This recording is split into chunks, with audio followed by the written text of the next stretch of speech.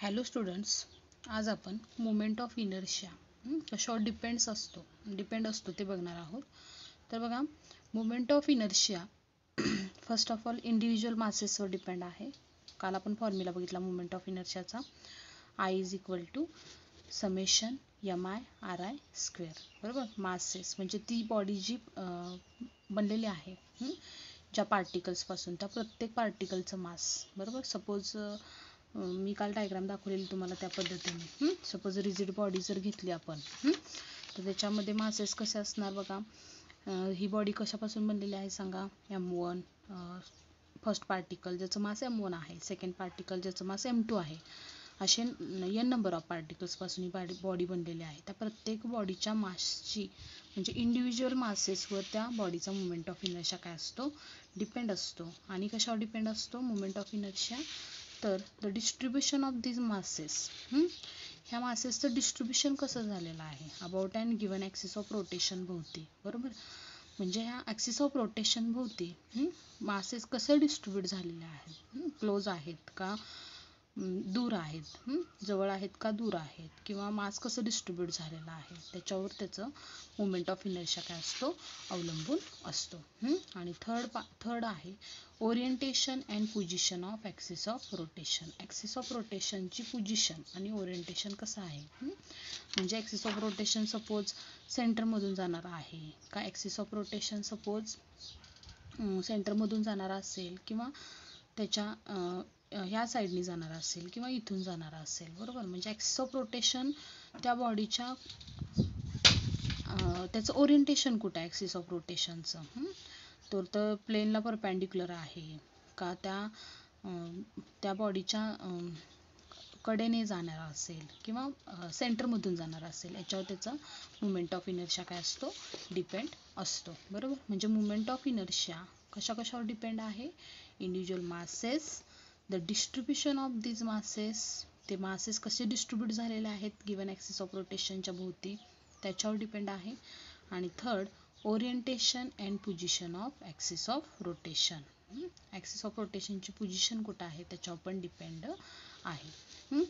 For a continuous बॉडीसाठी movement of इनर्शियाचा formula काय येणार, I is equal to integration dm/r square. dm म्हणजे हे कंटिन्युअस बॉडी आहे. हा आपण फॉर्म्युला बघितलेला, कोणता फॉर्म्युला बघितला आपण काल, I is equal to summation MI/RI square where I goes from 1 to n. हा जो फॉर्म्युला बघितलेला आपण, हा कशासाठी होता, तर डिस्क्रीट पार्टिकलसाठी होता. म्हणजे बॉडी कशापासून मेडअप झालेली, आता मी डायग्राम दाखवली तुम्हाला त्या पद्धतीने, एवढ्या नंबर ऑफ पार्टिकल्सपासून मेडअप झालेली बनलेली, त्याच्या बाबतीत हा फॉर्म्युला येणार डिस्क्रीट पार्टिकलच्या बाबतीत. बट कंटिन्युअस जर बॉडी डिस्ट्रीब्यूट झाली असेल, कंटिन्युअस म्हणजे बॉडी रिंग असेल, स्पियर असेल, सिलेंडर असेल, तर त्या बाबतीत मुवमेंट ऑफ इनर्शिया काय येणार, integration of dm/r square. dm म्हणजे कोणताही एक जर तुम्ही त्या बॉडीवरचा पार्टिकल घेतला तर त्याचं मास काय येणार, dm येणार. बरोबर, म्हणजे स्मॉल घेतो ना आपण पार्ट, आणि तोच पूर्ण सिस्टीमसाठी अप्लाय करतो. म्हणजे मुवमेंट ऑफ इनर्शिया या केसमध्ये काय येणार, तर इंटिग्रेट करतो आपण. टोटल मुवमेंट ऑफ इनर्शिया काढायचा असेल तर त्या सिस्टीमचा, तर त्या इक्वेशनला काय करावं लागणार, आपल्याला इंटिग्रेट करावं लागणार. मग हे डीएमचं मिळून काय मिळणार, इंटिग्रेट केलं तर म्हणजे एकत्र केलं तर ह्या होल बॉडीचं मास मिळणार. बरोबर, म्हणजेच इंटिग्रेशन dm/r स्क्वेअर हा कंटिन्युअस बॉडीसाठी फॉर्म्युला येणार आहे. बरोबर, तर हेच कशा पद्धतीने बघा आपण सांगू शकतो. फॉर अ सिंगल पार्टिकल जर घेतला, सिंगल पार्टिकलसाठी मुवमेंट ऑफ इनर्शिया काय येणार, सिंगल पार्टिकलसाठी I is equal to mr square. हा सिंगल पार्टिकल आहे तर त्याचा मुवमेंट ऑफ इनर्शिया म्हणजे काय, ह्या पार्टिकलचं मास आणि ॲक्सिस ऑफ रोटेशन पासूनचं त्याचा असणारा डिस्टन्सचा स्क्वेअर.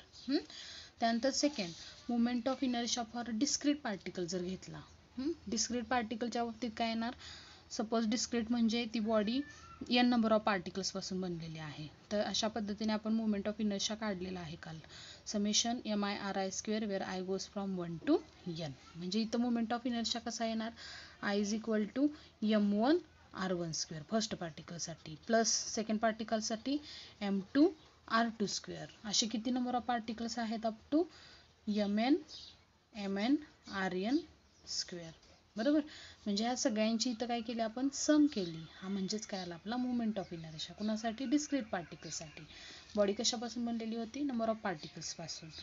तर थर्ड नंबरची केस आता आपण मी तुम्हाला सांगितली की बॉडी काय असेल, कंटिन्युअस बॉडी असेल तर त्याचा मोमेंट ऑफ इनर्शिया काय येणार. सपोज ती बॉडी डिस्क असेल किंवा रिंग असेल किंवा स्पियर असेल किंवा सिलेंडर असेल, तर त्या केसमध्ये मोमेंट ऑफ इनर्शिया म्हणजे कसा काढायचा, त्या बॉडीचा एक स्मॉल पार्ट घ्यायचा ज्याचं मास किती आहे, dm आहे, आणि त्याचा असणारं ॲक्सिस ऑफ रोटेशन पासूनच्या डिस्टन्सचा स्क्वेअर करायचा आणि त्याचं काय घ्यायचं आपल्याला, इंटिग्रेशन घ्यावं लागणार.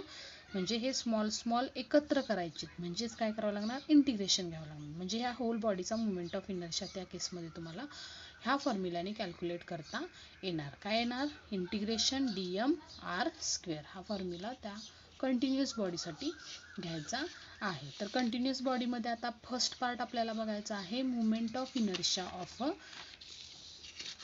रिंगच्या बाबतीत आता मोमेंट ऑफ इनर्शिया आपल्याला कॅल्क्युलेट करायचा आहे. तर moment of inertia of ring, uniform ring. बरोबर. युनिफॉर्म म्हणजे एकसारखी रिंग आहे. रिंग म्हणजे काय कन्सिडर करावं लागेल आता आपल्याला, अंगठी घ्या, अंगठी कन्सिडर करा, किंवा तुमच्या समोर आता काय अंगठीच कन्सिडर, रिंग. बरोबर. हातात जे आपण घालतो ते रिंग. म्हणजे ती कशी असते रिंग, फक्त कुठं तिचं मास कुठं डिस्ट्रीब्यूट झालेलं असतं रिंगचं. बघा, रिंगचं मास कुठं डिस्ट्रीब्यूट झालेलं असतं, तर तिच्या सेंटरला नसतं, तिच्या कुठं असतं, सर्कम्फरन्सला तिचं मास काय झालेलं असतं, डिस्ट्रीब्यूट झालेलं. सपोज ही रिंग आहे. बरोबर. आता हिचं मास बघा कुठं डिस्ट्रीब्यूट झालेलं आहे, तर तिच्या कुठं, सर्कम्फरन्सवर डिस्ट्रीब्यूट झालेला आहे. बरोबर. म्हणजे मास पूर्ण इथं डिस्ट्रीब्यूट झालेला आहे. आतमध्ये आहे का मास कुठं तिचं, नाही, फक्त सर्कम्फरन्सवर त्याच्या डिस्ट्रीब्यूट झालेलं आहे. म्हणजे ह्या सर्कलवर. त्याच्या आतमध्ये काय आहे का त्याचं मास नाही. रिंग म्हणजे समजलं. तर बघा, तीच रिंगची डायग्राम आपण अशा पद्धतीने काढलेली आहे. रिंग, रेडियस किती आहे त्या रिंगची, r एवढी रेडियस आहे. तर कन्सिडर अ रिंग. रिंगचं मास किती आहे, कॅपिटल M आहे. रेडियस किती आहे, कॅपिटल R आहे. ती रोटेट होते कुठं, अबाउट इट्स ओन ॲक्सिस. तिच्या स्वतःच्या ॲक्सिस भोवती ती रिंग काय होते, रोटेट होते. तर जर आपण काय घेतलं, dm घेतला, मास ऑफ काय घेतला, इच पार्टिकल. सपोज ह्या रिंगचं एक स्मॉल पार्टिकल घेतला, हा ज्याचं मास किती आहे, dm आहे. बरोबर. dm एवढं मास आहे ह्या पार्टिकलचं. त्यानंतर सेकंड पार्टिकल घेतला, इथं सपोज दुसरा कोणताही पार्टिकल घेतला, ह्याचं पण मास किती आहे, dmच आहे. इथे एक पार्टिकल घेतला ज्याचं मास किती आहे, छोटाच आहे, त्यामुळे dmच आहे. तर काय येणार, dm म्हणजे मास ऑफ इच पार्टिकल. आणि r काय असणार, हे perpendicular distance from axis of rotation. हे r म्हणजे ह्या रिंगची रेडियसच असणार, पण हे काय असणार, ह्या मास जिथं डिस्ट्रीब्यूट झाले तिथून आणि ॲक्सिस ऑफ रोटेशन पासूनचं हे काय असणार, परपेंडिक्युलर डिस्टन्स असणार. बरोबर. मग ह्या केसमध्ये मोमेंट ऑफ इनर्शिया काय येणार आपला रिंगच्या बाबतीत, तर इंटिग्रेशन r स्क्वेअर dm हा फॉर्म्युला येणार. Integration r square dm. आता इथं r काय असणार आहे आपली, आपण काय चेंज करणार आहे का, r नाही करणार. म्हणजे r स्क्वेअर इंटिग्रेशनच्या बाहेर येणार. मासचं इंटिग्रेशन काय होणार, छोटे छोटे मास तुम्ही एकत्र करत गेला तर ह्या एकत्र इंटिग्रेट करतो म्हणजे काय करतो, एकत्र करतो आपण. बरोबर.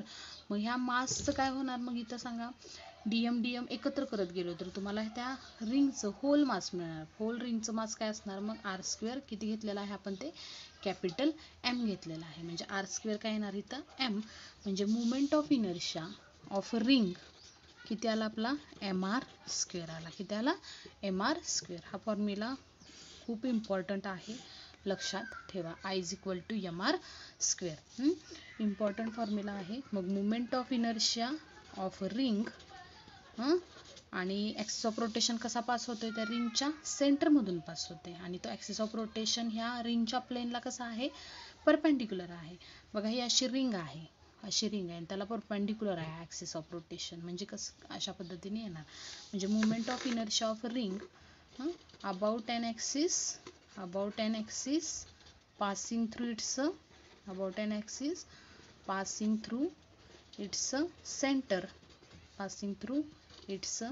center and perpendicular to and perpendicular to plane of ring काय येणार mr स्क्वेअर. लक्षात ठेवा, moment of inertia of ring is equal to mr square हा फॉर्म्युला असणार आहे. तर तुम्हाला समजला असेलच moment of inertia of ring. रिंगच्या बाबतीत कसा काढला आपण मोमेंट ऑफ इनर्शिया, तर अशा पद्धतीने आपण कॅल्क्युलेट केलेला आहे moment of inertia of a ring. Right. तर आता आपण नेक्स्ट पॉईंट काय बघणार आहोत बघा, moment of inertia of a uniform disc बघणार आहे आपण. आता काय बघणार आहे, डिस्क. आता डिस्क म्हणजे काय, तर कम्प्युटरची CD ड्राईव्ह वगैरे तुम्ही बघितला असेल, तर ती म्हणजे डिस्क. बरोबर, म्हणजे ती कशी असते, पूर्ण काय असते आतमध्ये, रिंगच्या बाबतीत आतमध्ये काय होते, रिंग म्हणजे आतमध्ये काही नव्हतं तिच्या, फक्त मास कुठे डिस्ट्रीब्यूट झालेलं तिच्या सर्कलवर. बरोबर. आता इथं डिस्क कन्सिडर करायची. डिस्क म्हणजे पूर्ण तिचं मास काय असतं, युनिफॉर्मली सगळीकडे डिस्ट्रीब्यूट झालेलं असतं, म्हणजे आतून पण सगळीकडून मास असणार आहे तिच्या. आता डिस्कच्या बाबतीत मोमेंट ऑफ इनर्शिया आपण बघूयात. Moment of inertia of a disc. Right. तर डिस्क कशा पद्धतीने दाखवलेली आहे, ही डिस्क आहे. बरोबर, हा ॲक्सिस ऑफ रोटेशन आहे त्याचा. तर ह्या केसमध्ये आता काय येणार बघा, मोमेंट ऑफ इनर्शिया ऑफ डिस्कच्या बाबतीत. तर सपोज पहिल्यांदा आपण कन्सिडर करूयात मोमेंट ऑफ इनर्शिया आपण डिस्कचं काढणार आहोत आता. तर सपोज पहिल्यांदा कन्सिडर करा, हे मधलं वगैरे बघू नका आधी, फक्त फर्स्ट ऑफ ऑल कन्सिडर करा ही डिस्क आहे. बरोबर, ती तिच्या ॲक्सिस ऑफ रोटेशन भोवती काय होत आहे, रोटेट होत आहे. त्या डिस्कचं मास किती आहे, कॅपिटल M आहे. ह्या डिस्कचं मास किती आहे, कॅपिटल M आहे. आर काय आहे त्या डिस्कची, ही टोटल ही एवढी आर काय आहे, हे डिस्टन्स म्हणजे त्या डिस्कची काय आहे, रेडियस आहे. आणि सिग्मा म्हणजे काय आहे, सरफेस डेन्सिटी म्हणतात सिग्माला, सरफेस डेन्सिटी.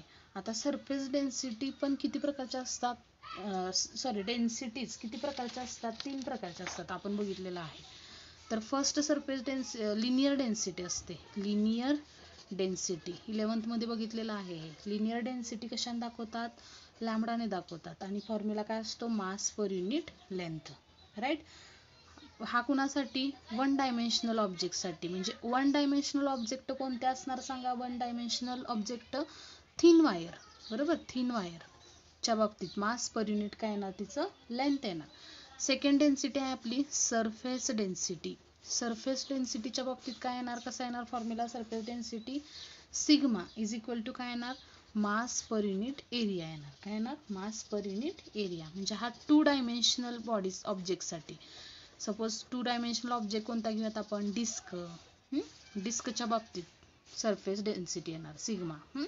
आणि थर्ड आपली डेन्सिटी आहे बघा, व्हॉल्यूम डेन्सिटी. हे सगळं 11th मध्ये आपण बघितलेलं आहे. व्हॉल्यूम डेन्सिटी कशाने दाखवली जाते, तर रोने दाखवली जाते. मास पर युनिट व्हॉल्यूमने दाखवतात व्हॉल्यूम डेन्सिटी. आणि ही कशासाठी होते अप्लाय, 3 डायमेन्शनल ऑब्जेक्टसाठी. 3 डायमेन्शनल ऑब्जेक्ट कोणते, solid sphere. Right, solid sphere किंवा सिलेंडर, यांच्यासाठी ही अप्लाय होते. म्हणजे 3 प्रकारच्या डेन्सिटीज आहेत बघा, लिनियर डेन्सिटी, सरफेस डेन्सिटी आणि व्हॉल्यूम डेन्सिटी. त्याच्यातली सरफेस डेन्सिटी आता आपल्याला इथं घेणार आहोत आपण, मास पर युनिट एरिया. कोणत्या ऑब्जेक्टसाठी, 2 डायमेन्शनल. म्हणजे डिस्क कशी आहे, 2 डायमेन्शनल ऑब्जेक्ट आहे, त्यामुळं मास पर युनिट एरिया हा त्याचा फॉर्म्युला आहे. तर ह्या तिन्ही डेन्सिटी लक्षात ठेवा, लिनियर डेन्सिटी, सरफेस डेन्सिटी आणि व्हॉल्यूम डेन्सिटी. राईट. तर आता ह्याच्यामध्ये आपण कुठली कन्सिडर करणार आहोत, डिस्कच्या बाबतीत सरफेस डेन्सिटी कन्सिडर करणार आहोत. मग surface density is equal to काय येणार फॉर्म्युला इथं, मास, डिस्कचं मास किती आहे, capital M, per unit area. Area काय येणार डिस्कचा, डिस्क कशी आहे, सर्क्युलर आहे, म्हणजे पाय आर स्क्वेअर हा काय येणार त्याचा एरिया येणार. राईट. म्हणजे surface density is equal to mass per unit area, M upon pi r square. Right. मग आता ह्या इक्वेशनला 1 नाव देऊयात आपण. हे इक्वेशन आपण परत पुढे यूज करणार आहोत, त्यामुळे त्याला नाव देऊन ठेवा 1 नंबर इक्वेशन. तर त्यानंतर पुढचं आता आपण बघणार आहोत. आता काय कन्सिडर करायचं, तर ही डिस्क जी आहे, ही डिस्क जी आहे ती स्मॉल कशापासून बनलेली आहे, रिंग पासून बनलेली आहे. बरोबर. म्हणजे बघा, अशी जर तुम्ही डिस्क जर एक छोटासा भाग तिचा कापला, छोटासा भाग. तर आणि तो जर काढून घेतला तर रिंग दिसणार आहे तुम्हाला. म्हणजे ही डिस्क कशापासून बनलेली आहे? रिंग पासून बनलेली आहे. बरोबर. म्हणजे सपोज इथे एक रिंग घेतली, इथे एक रिंग घेतली, इथे एक रिंग घेतली, अशा अशा आत रिंग जर तुम्ही घेत गेला तर ही डिस्क कशापासून बनलेली आहेत? ह्या रिंग पासून बनलेली आहेत. बरोबर. मग त्याच्यातली एक रिंग आपण इथं कन्सिडर केलेली आहे. रेड कलरने मी जी दाखवलेली आहे ती रिंग आहे. बरोबर. तिला इलेमेंटल रिंग म्हटलेले आहे. म्हणजे एक छोटासा आपण त्याच्यातला काय घेतलेला आहे? एक भाग घेतलेला आहे. तो म्हणजे काय असणार? इलेमेंटल रिंग असणार. बरोबर. मग त्या इलेमेंटल रिंगची रेडियस काय घेणार आपण? स्मॉल आर घ्यायची.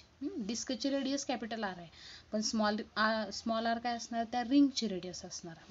आणि थिकनेस किती असणार ह्या रिंगची? तर डी आर असणार. किती असणार? D r. म्हणजे ही एवढी थिकनेस, हा छोटा भाग हा म्हणजे डी आर असणार. बरोबर. अशा पद्धतीने इथं घेतलेलं आहे. मग खाली आपण काय कन्सिडरेशन लिहिणार सांगा? Consider elemental ring of mass. consider elemental ring of mass. elemental ring of mass किती घेतलेला आहे elemental ringचं मास आपण? dm. एक छोटा भाग घेतलाय त्याच्यातला, म्हणून त्या रिंगचं मास काय मानायचं आपण? dm मानायचं. किती मानायचं? dm. तर इलेमेंटल रिंगचं मास किती घेतलं आपण? dm. त्यानंतर कसं येणार? इलेमेंटल रिंगचं मास dm आणि काय घेतलं? अँड रेडियस डायग्राम मध्ये बघू शकतो आपण. रेडियस किती आहे? त्या रिंगची r आहे. And radius r having thickness किती आहे त्याची? हॅविंग थिकनेस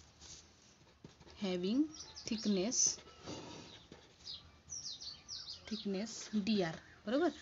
त्या केसमध्ये एरिया ऑफ रिंग काय येणार बघा. आता सपोज ही रिंग काय केली आपण? ही रिंग अशी कट केली आणि तिचं जर आपण काय काढला असा रेक्टँग्युलर शेपमध्ये ती जर अशी कट करून घेतली, ही पूर्ण रिंग कट करून जर घेतली अशी ह्या पद्धतीने, तर कशी दिसणार ती? अशा पद्धतीने दिसणार. रेक्टँग्युलर शेपमध्ये जर आपण ती घेतली कट करून, म्हणजे इथं कट केली आणि अशी सरळ आपण ती काय केली? ठेवली, तर ते अशा पद्धतीने दिसणार. बरोबर. मग त्या रिंगची डी आर म्हणजे काय आहे? ही थिकनेस आहे आणि ही म्हणजे काय असणार आहे? त्या ह्याची लेंथ असणार आहे. बरोबर. लेंथ इज इक्वल टू काय असणार? ह्या डिस्कचा सर्कम्फरन्स असणार, म्हणजे 2πr. L is equal to काय येणार? 2πr येणार. बरोबर. L is equal to 2πr. तर ह्या केसमध्ये आता कसं येणार सांगा? एरिया ऑफ रिंग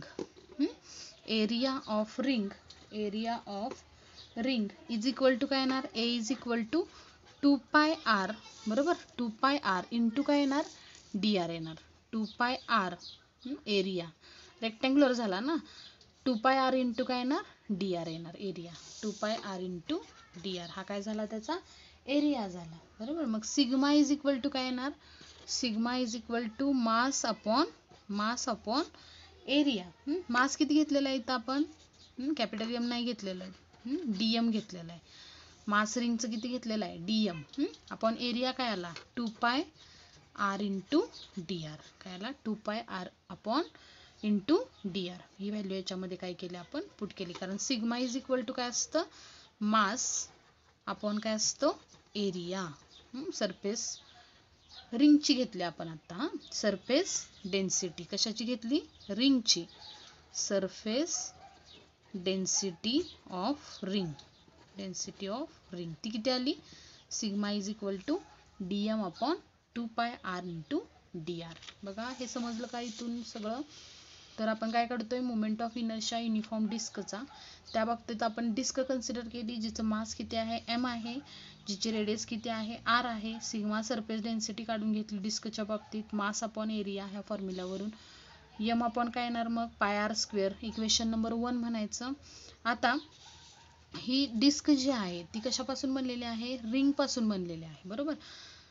रिंग छोट्या छोट्या एकत्र करत गेलो तर आपल्याला काय मिळणार? ही होल डिस्क मिळणार आहे. बरोबर. मग कन्सिडर ती जी इलेमेंटल रिंग आहे आपण डायग्राममध्ये दाखवली, तर ती इलेमेंटल रिंगचं मास किती आहे, dm आहे, आणि तिचं डिस्टन्स किती आहे, रेडियस किती आहे, ॲक्सिस ऑफ रोटेशन पासूनचं डिस्टन्स r आहे, थिकनेस किती आहे, dr आहे. ह्या सगळ्या गोष्टी इथं लिहिलेल्या आहेत. त्यावरून रिंगचा एरिया काढला आपण. रिंगचा एरिया काढण्यासाठी रिंग काय केली, अशा पद्धतीने कट केली आणि अशी सरळ धरली, सरळ धरून ठेवली, तर ती म्हणजे काय दिसणार तुम्हाला, रेक्टँग्युलर शेप दिसणार. म्हणजे रेक्टँग्युलरचा एरिया काय असतो, आता ह्या डिस्कचं ही टोटल लेंथ म्हणजे काय येणार, 2πr सर्कम्फरन्स येणार, 2πr इंटू ही थिकनेस काय आहे, dr आहे. म्हणजे एरिया काय येणार रिंगचा, 2πr इंटू dr. बरोबर. सिग्मा म्हणजे सरफेस डेन्सिटी काढायची रिंगची, इलेमेंटल रिंगची. मास अपॉन काय येणार, एरिया. मास काय आहे डिस्कचं, सॉरी रिंगचं, dm अपॉन एरिया काय आला, 2πr इंटू dr. इथंपर्यंत समजलं असेल. आता आपल्याला काय काढायचंय बघा याच्या बाबतीत,